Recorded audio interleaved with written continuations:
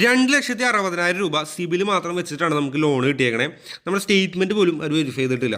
അപ്പോൾ എങ്ങനെ നിങ്ങൾക്ക് ഇത് കിട്ടും? ഗൂഗിൾ പേ ഉണ്ടെങ്കിൽ നിങ്ങൾക്ക് ഈ ലോൺ കിട്ടും. എങ്ങനെയാണെന്ന് നമുക്ക് നോക്കാം. പുതിയൊരു വീഡിയോയിലോട്ട് എല്ലാവർക്കും സ്വാഗതം. നിങ്ങളെല്ലാവരും ഒരു പേഴ്സണൽ ലോൺ അപ്രൂവ് ആയത് കണ്ടു. അപ്പോൾ അതിനെപ്പറ്റി സംസാരിക്കാൻ വേണ്ടിയിട്ടാണ് നമ്മുടെ ഇന്നത്തെ വീഡിയോ. അപ്പോൾ ഇത് അപ്രൂവ് ആയത് വേറെ എവിടെയല്ല, നിങ്ങളെല്ലാവരും ഡെയിലി യൂസ് ചെയ്യുന്ന നമ്മുടെ ഗൂഗിൾ പേയിലാണ് ഈ പേഴ്സണൽ ലോണ് നമുക്ക് അപ്രൂവ് ആയത്. 2,60,000 രൂപയുടെ പേഴ്സണൽ ലോൺ നമുക്ക് അപ്രൂവ് ആയി കിട്ടിയത് നമ്മുടെ ഗൂഗിൾ പേയിലാണ്.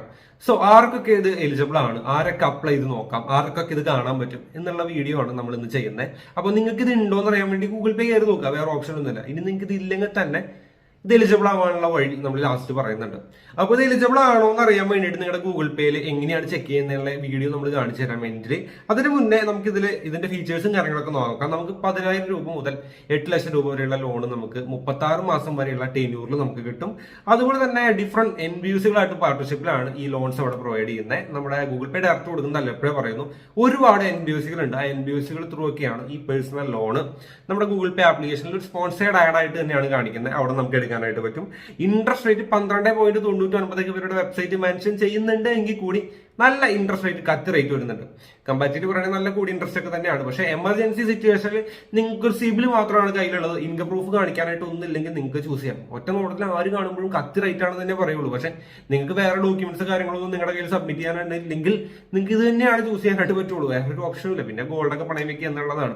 അതല്ലെങ്കിൽ നിങ്ങൾക്ക് ഒരു പ്രൂഫും ഇല്ലെങ്കിൽ ഇങ്ങനെയുള്ള ലോൺസിനെ ഡിപ്പെൻഡ് ചെയ്യുക എന്നുള്ളതാണ് മാത്രമേ പറ്റുള്ളൂ. അതല്ലെങ്കിൽ പൈസ ഇല്ലാത്ത പോലെ നമ്മുടെ കാര്യം നടത്താതിരിക്കണം. അല്ലാതെ പൈസ കിട്ടണമെന്നുണ്ടെങ്കിൽ നിങ്ങളുടെ ഓപ്ഷൻസ് ഉള്ളൂ. ഒരുപാട് പേര് കമന്റ് ഇടുന്ന കാരണം നിനക്ക് വേറെ വല്ല പഠിക്കുമ്പോൾ കൂടെ ഇങ്ങനെ ആൾക്കാരെ പറ്റിക്കണമെന്ന്. അപ്പോൾ ആൾക്കാർക്ക് ആവശ്യമുള്ളവർ മാത്രം എടുക്കുക. ഇൻട്രസ്റ്റ് റേറ്റ് നിങ്ങൾ നോക്കി എല്ലാം ഓക്കെ ആണെങ്കിൽ മാത്രം എടുക്കുക. അതല്ലെങ്കിൽ നിങ്ങളുടെ കാര്യം നടത്താതിരിക്കുക, എടുക്കാതിരിക്കാം. ഓക്കെ, അപ്പൊ നമുക്ക് ഇനി ആപ്ലിക്കേഷനിൽ എങ്ങനെ ലോൺ അപ്ലൈ നോക്കാം എന്നുള്ളതിന്റെ വീഡിയോ കൊണ്ട് ജസ്റ്റ് കണ്ടു നോക്കാം. ഗൂഗിൾ പേ എടുത്ത് താഴത്തോട്ട് പോവുകയാണെങ്കിൽ ഗെറ്റ് എ ലോൺ എന്നൊരു ഓപ്ഷൻ നിങ്ങൾക്ക് കാണാനായിട്ട് പറ്റും. അതിനപ്പുറം അപ്ലൈ നൗ എന്നൊരു ടാബ് ഉണ്ട്. അത് ക്ലിക്ക് ചെയ്യുക. അത് ക്ലിക്ക് ചെയ്ത് കഴിഞ്ഞാൽ നമുക്ക് ലോൺ എമൗണ്ട് കാണിച്ചിട്ടുണ്ടാവും. 10,000 രൂപ മുതൽ 8 ലക്ഷം രൂപ വരെയുള്ള ലോൺ എമൗണ്ട്, 6 മാസം തൊട്ട് 4 വർഷം വരെയുള്ള ടെന്യൂർ, മന്ത്ലി EMI 1000 രൂപയാണ് വരുന്നത്. Interest rate 13.99%. അപ്പോൾ ഇതൊക്കെ ഒന്ന് വായിച്ച് നോക്കിയേക്കുക. അതിനുശേഷം താഴെ നിങ്ങൾക്ക് അപ്ലൈ നൗ എന്നൊരു ഓപ്ഷൻ ഉണ്ട്, ട്രസ്റ്റഡ് ലെൻഡേഴ്സിൽ നിന്ന്. അപ്പോൾ പേപ്പർ വർക്കൊന്നും വേണ്ട, നമ്മുടെ പാൻ നമ്പർ ഉണ്ടായാൽ മതി എന്നാണ് ഇവിടെ കാണിച്ചിരിക്കുന്നത്. അപ്പോൾ അതൊക്കെ കയ്യിൽ വെക്കേണ്ട ശ്രദ്ധിക്കാം.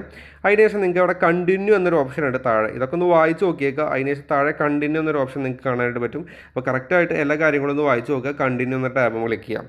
അപ്പോൾ നമ്മുടെ പിൻകോഡ് ചോദിക്കുക. അപ്പോൾ പിൻകോഡൊക്കെ കറക്റ്റായിട്ട് എല്ലാ ഡോക്യുമെൻറ്റ്സിലും ഉള്ള പോലത്തെ പിൻകോഡ് കൊടുക്കാനായിട്ട് ശ്രദ്ധിക്കുക. അതിനുശേഷം നെക്സ്റ്റ് കൊടുക്കുക. നെക്സ്റ്റ് കൊടുത്തു കഴിഞ്ഞാൽ full name as per pan card ചോദിച്ചിട്ടുണ്ട്. പാൻ കാർഡിലുള്ള പോലെ നമ്മുടെ നെയിം കൊടുക്കാം. നിങ്ങളുടെ പാൻ നമ്പർ കറക്റ്റായിട്ട് തെറ്റാതെ എൻ്റർ ചെയ്യുക. അതിനുശേഷം നെക്സ്റ്റ് കൊടുക്കുക. നമ്മൾ സാലറിഡ് ആണോ സെൽഫ് എംപ്ലോയിഡ് ആണോ ചോദിച്ചേക്കണം. നമ്മളിപ്പോൾ സെൽഫ് എംപ്ലോയിഡ് ആയത് കാരണം രണ്ടാമത്തെ ഓപ്ഷൻ സെലക്ട് ചെയ്യണം. നിങ്ങൾ സാലറിഡ് ആണെങ്കിൽ നിങ്ങൾക്ക് അത് സെലക്ട് ചെയ്യാം. അതിനുശേഷം നെക്സ്റ്റ് കൊടുക്കുകയാണെങ്കിൽ അവിടെ നെക്സ്റ്റ് പേജ് വരുന്നതായിരിക്കും. നമ്മുടെ മന്ത്ലി ഇൻകം ആണ് ചോദിച്ചേക്കുന്നത്. അപ്പോൾ അത് കറക്റ്റായിട്ട് കൊടുക്കുക. സ്റ്റേറ്റ്മെൻറ്റിലൊക്കെ ഉള്ള പോലത്തെ ഒരു ഇൻകം ഏകദേശം ഫിഗർ കൊടുക്കാനായിട്ട് ശ്രദ്ധിക്കുക. അതിനുശേഷം നെക്സ്റ്റ് കൊടുത്തു കഴിഞ്ഞാൽ നമ്മളുടെ ജെൻഡർ ചോദിച്ചിട്ടുണ്ട്. അപ്പോൾ അത് കറക്റ്റായിട്ട് തന്നെ കൊടുക്കുക. നെക്സ്റ്റ് കൊടുക്കുക. നെക്സ്റ്റ് കൊടുത്തു കഴിഞ്ഞാൽ നമ്മുടെ ഡേറ്റ് ഓഫ് ബർത്ത് പാൻ കാർഡിലുള്ള പോലെ വരും. ആസ് പെർ പാൻ പോലെ നമ്മുടെ ഡേറ്റ് ഓഫ് ബർത്ത് അവിടെ വരും. പിന്നെ നമ്മുടെ കമ്മ്യൂണിക്കേഷൻ അഡ്രസ്സ് ഓൾറെഡി സെലക്ട് ആയിട്ട് വരും. നമ്മുടെ ഡോക്യുമെൻറ്റ്സിലുള്ള അഡ്രസ്സ് വരും. പിന്നെ നമ്മുടെ വീട് സ്വന്തമാണോ വാടകയ്ക്കാണോ ചോദിച്ചിട്ടുണ്ടാവും. അത് കറക്റ്റായിട്ട് വാടകയ്ക്കാണെങ്കിൽ വാടകയ്ക്ക് തന്നെ കൊടുത്തു.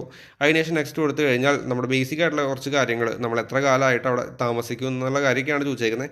അത് കറക്റ്റായിട്ട് എത്ര കാലമാണ് അവിടെ താമസിക്കുന്നത് എന്ന് ചോദിച്ചു കഴിഞ്ഞാൽ അത് കറക്റ്റായിട്ട് കൊടുക്കുക. അതിനുശേഷം നമ്മുടെ ബിസിനസ് ഡീറ്റെയിൽസ് ആണ്.